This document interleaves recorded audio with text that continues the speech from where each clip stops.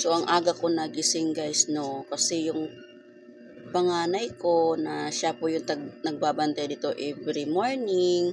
So, meron po silang pasok. Pang umaga po siya hanggang katapusan po ata ng buwan na to ng April. So, no choice tayo kundi gigising kasi meron po tayong munting tindahan, okay? So, akala kasi ng iba na kapag may tindahan ka, maaluan na ang buhay mo. No, na kapag may tindahan ka, napakadali lang. Sa totoo lang po guys, kapag may tindahan ka, mahirap po i-manage ang tindahan. Akala ng iba dyan na nagsitayuan ng mga tindahan, napakadaling magkaroon ng tindahan. Hindi po. Napaka-stress po magkaroon ng tindahan. Lalo na pag marami ka ng tinda, no?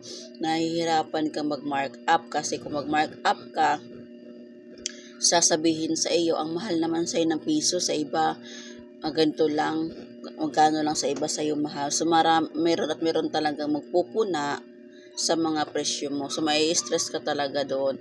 Maraming mga customer na sila po ang mag-decide kung magkano po ang presyo ng mga tinitinda mo. So, marami pong consequences po na dapat mong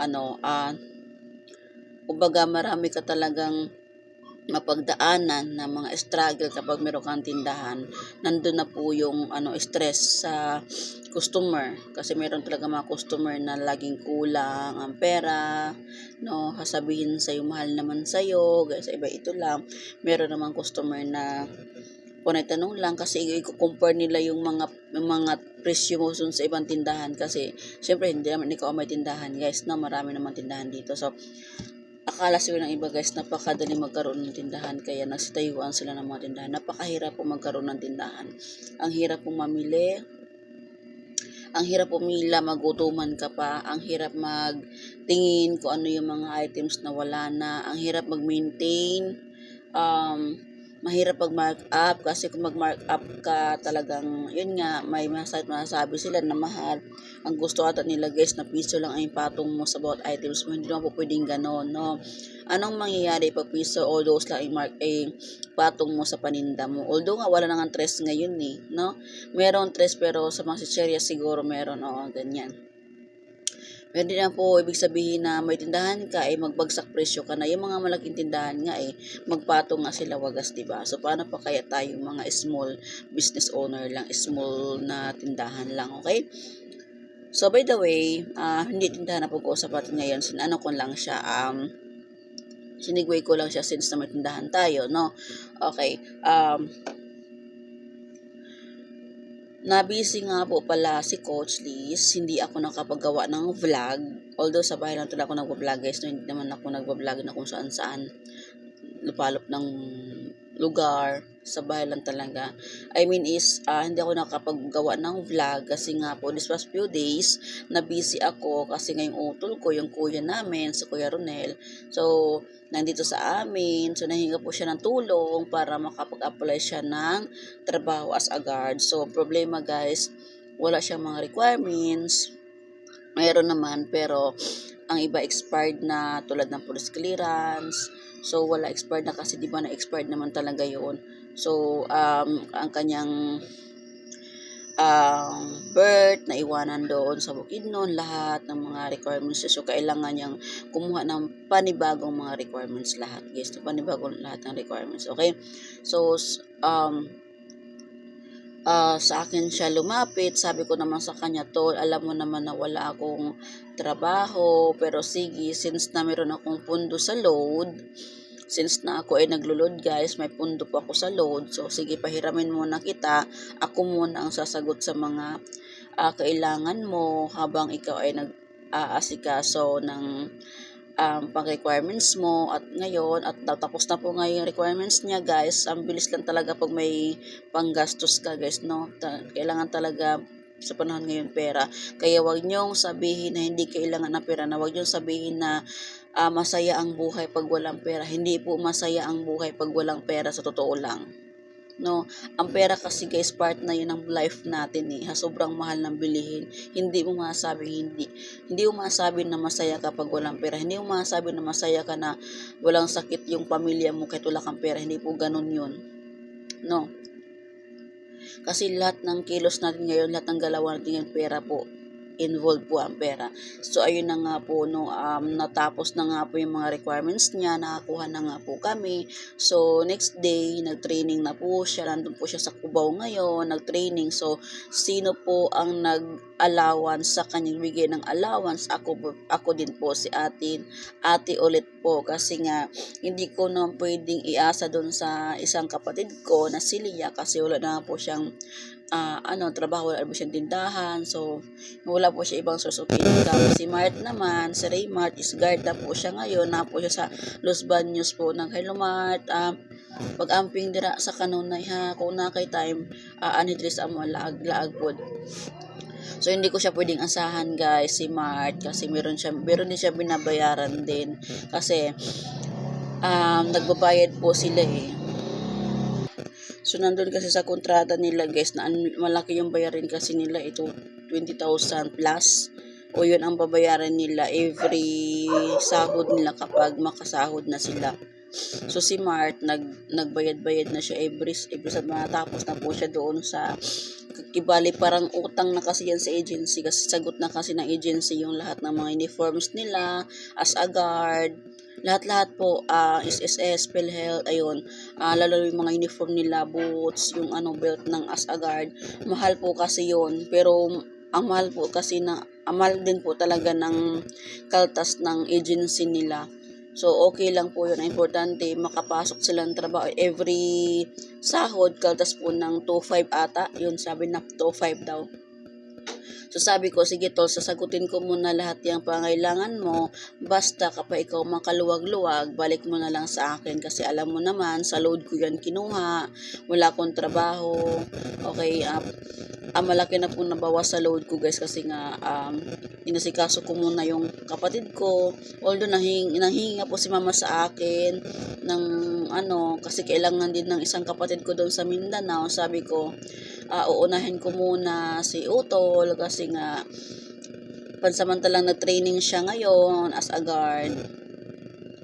So, para makapagtrabaho na din. So, good news, no-chat sa amin si Utol kasi meron po kaming group chat, kami magkakapatid, meron kami ng group chat. So, may kukuha daw sa kanyang agency. Baka next week, so may trabaho na siguro yung Utol ko kasi may kukuha daw sa kanya na agency. So, possible na makatrabaho na siya.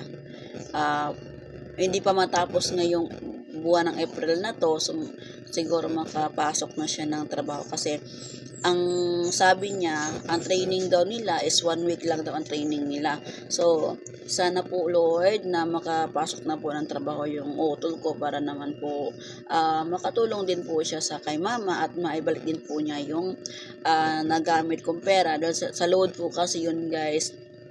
Sa hindi po nakakaalam, no, ako po ay supplier ng load nationwide. So, meron akong mga tao na sinusupplyan ng load. So, yung ginagamit kong panggastos muna sa kapatid ko, so sa load po yun, no.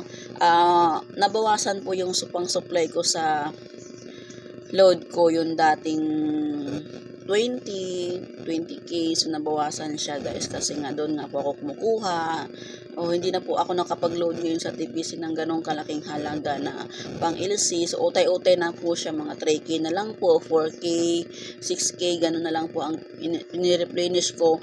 Bale parang ni-rolling ko na lang po siya para hindi po ako maubusan if ever na may magpapalsi po, may magpapaload wallet po sa akin na team. So team, kahit ganito man, medyo kapit, medyo si Coach Liz, tawag doon, gipit, pero tuloy pa rin tayo, hindi ko po kayo pababayaan, hindi po tayo mawawalan ng pang-supply, dahil, minimake sure ko po na meron po akong matitira para po sa inyo. So, abangan po natin yan sa katapusan ng buwan na to, ngayong April kasi, yun nga po, babalik na po ulit tayo sa pagbibigay ng free load kahit nga medyo nahihirapan si coach nyo ngayon sa financial. Pero hindi po ako makakalimot sa obligasyon ko sa inyo na bilang upline at magbibigay pa rin po ako ng free load sa inyo every end of the month. Start po sa buwan na to. Okay? So, ang kati ng ulo ko. So, ayun na nga po guys, ang malaking tulong sa akin si TPC. Kasi nga po, kung walang TPC, hindi ko po matutulungan ang kapatid ko. Kung sa tindahan lang po guys, ako kumukuha, hindi po pwede yon. Kasi kung sa tindahan ko po kukunin yung pangailangan ng utol ko, ang mangyayari po ang tindahan, kalbo po siya. No? Hindi po basta-basta mag-asikaso ng requirements ngayon guys. Ang mahal na po ng requirements ngayon. No? Ang mahal na po siya. So, doon po ako kumukuha sa aking load, sa TPC load. So, thank you so much po, TPC. Maraming salamat po talaga na pinakilala ka sa akin ni Lord. Lord, thank you so much na pinakilala mo sa akin si TPC na malaking bagay po talaga sa amin, sa akin. At nakapagbigay po ako ng tulong financial sa kapatid ko, at doon minsan kay mama din nakapagbigay din ako ng kahit konti lang, basta importante meron po akong naibigay doon kay mama. So wag po nating ismulin yung aking load negosyo guys, kasi ang layo na po nung narating ng load negosyo ko. Marami po natutulungan, hindi lang sa kapatid ko, hindi lang doon sa mga kamag-anak ko, kundi sa ibang tao. Nakakatulong din po ako sa ibang tao. Napakasimple ko lang po, pero hindi nyo lang po alam, hindi ko lahat binavlog, hindi ko lahat sina social media. Nagbibigay po ako ng tulong ng ako lang po ang nakakaalam, no guys. Hindi naman po kailangan na i-social media ko lahat ng tulong ko sa ibang tao eh. Kasi meron naman po tayong napakalaking mata sa langit na nakatingin po sa atin kung ano po yung ginagawa natin, na alam niyang bukal sa kalooban mo na pagtulong sa ibang tao. So siya na po ang bahala, maging triple pa po yan ang balik sa iyo. Okay? So ayun na nga po, dahil po sa TPC load, nakakatulong ako sa kapatid ko. So, kahit anong mangyari, hindi ko ipagpalit si TPC load sa ibang mga negosyo na alam ko mas malaki pang kitaan. Alam ko may nag-invite sa akin na ibang negosyo, ibang product din, pero hindi ko ipagpalit si load, kasi nga po guys, ang load po kasi napaka-demand po kasi ang load, no? Kahit hindi mo siya i-alok sa mga tao, maglagay ka lang ng tarpaulin sa labas ng bahay mo, mayroon na magpapaload sa iyo. Sa totoo lang po guys, mas mabilis magbenta ng load, mas madaling magnegosyo ng load kaysa magtindahan. Yes po, kasi ang load po kasi hindi mo na kailangan mag-isip ng kung magkano i-mark up mo eh. Okay? Kasi fix na tayo dun eh. Tinan mo po pakita ko sa inyo guys. Ilang beses ko na to pinapakita sa inyo, no? Proud na proud ako sa mga barya ko. So ito, ayan, di ba? Mapupuno na po siya. Sabi ko, open ko siya sa June, pero para mapupuno na siya sa Mayo. Parang mapupuno siya kasi, ayun guys, sobra na siya sa kalahati. Okay, bakit nga po ba June ko bubuksan yan? Kasi nga po pambayad ko po yan sa aking SSS monthly contribution, kasi every 3 months po ako nagbabayad ng SSS through GCash po. Okay? So, ayun na nga po, mas madaling magnegosyo ng load kasi sa tindahan. Kasi ang tindahan po napaka-stress. Na-stress ako sa tindahan, guys. Akala nyo hindi stress ang magkaroon ng tindahan. Sa umpisa lang hindi stress, guys. Pero pag magtagal, pag umabot ka 1 taon dyan sa tindahan mo, dyan mo na masubok yung katagan mo, na masabi mo talaga na, ano ba yan? Ang hirap pala magkaroon ng tindahan. Mas mabilis magbenta ng load kaysa magkaroon ng tindahan. Pero yung tindahan mo hindi kumpleto kung walang load. So kung may tindahan ka man ngayon, kung wala ka pang load, so pwede ka mag-PM sa akin, ako magsusupply sa iyo. At kung around ka lang sa Santa Rosa, o kung kaya kitang puntahan, mai-invite naman po si Coach Liz. Thank you Lord. At sa wakas, katas TPC, proud to say, katas load po ang invite namin guys. So meron na po akong pang meet up sa client ko, if ever na kaya ko lang po siyang puntahan. So pupuntahan ko po siya para maturuan ko po siya. So kung sino po yung may tindahan dyan guys na wala pa pong building business, so ako po ang magsusupply sa inyo, pupuntahan po kita dyan at tuturuan po kita personal. Okay? Personal ko po ituro sa iyo. PM ka lang po sa akin anytime, anywhere. So, ako po ay online 24/7. Hindi po ako nag-off data kasi meron po akong mga client. Meron po ako, may client din po ako, may member din po ako, may business partner din po ako, nasa ibang bansa ngayon, nasa Hong Kong, nasa, tawag doon, Kuwait, nasa Saudi, meron pang isa nasaan ba yung lugar na yun, nasa, ano ba yun? Macau, nasa Macau, yun. So, hindi po ako nag-off data kasi every madaling araw, so nagigising po ako, tinicheck ko po yung cellphone ko kung mayroon bang mga chat sa akin yung team ko, nasa ibang bansa, kung mayroon tinatanong sa akin, kaya hindi po ako nag-off data. Okay, lagi po akong 24/7 online po, kaya masasabi nila na minsan may nagtatanong sa akin sa chat na, "Coach, hindi ka ba natutulog? Bakit laging kang online?" Sabi ko, natutulog naman po ako, kaso nga po hindi lang po ako nag-off data kasi para makita ng team ko na, "Uy, online si Coach Liz, magtanong nga ako ng ganito ganyan." So, ganyan po siya. So, sa mga hindi ko po agad na re-replyan, sa mga hindi ko po agad na sasagot yung mga tanong nila, so wag po kayong magtampo kasi online nga po ako, pero hindi po lahat ng oras o minuto na nakatingin po ako sa cellphone ko.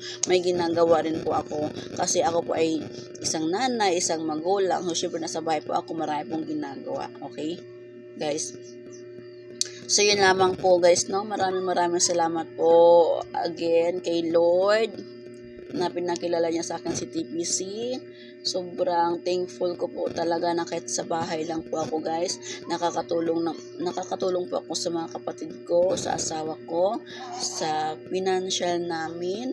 Okay? Na dahil po kay TPC,